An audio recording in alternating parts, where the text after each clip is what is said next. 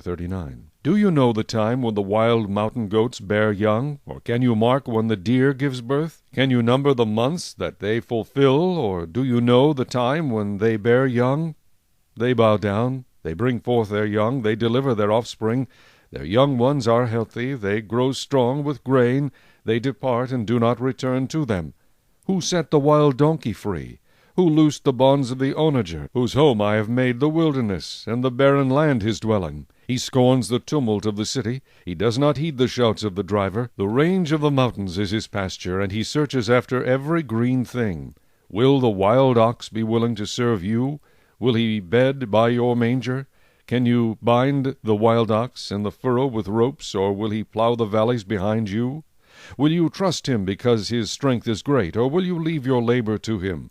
Will you trust him to bring home your grain, and gather it to your threshing floor?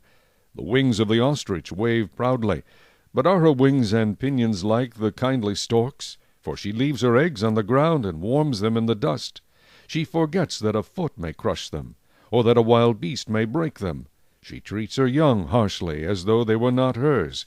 Her labor is in vain, without concern, because God deprived her of wisdom, and did not endow her with understanding. When she lifts herself on high, she scorns the horse and its rider. Have you given the horse strength? Have you clothed his neck with thunder? Can you frighten him like a locust? His majestic snorting strikes terror. He paws in the valley, and rejoices in his strength. He gallops into the clash of arms. He mocks at fear, and is not frightened, nor does he turn back from the sword. The quiver rattles against him, the glittering spear and javelin. He devours the distance with fierceness and rage, nor does he come to a halt because the trumpet is sounded. At the blast of the trumpet he says, Aha! He smells the battle from afar, the thunder of captains and shouting.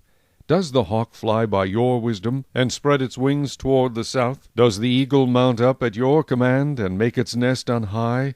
On the rock it dwells and resides, on the crag of the rock and the stronghold. From there it spies out the prey.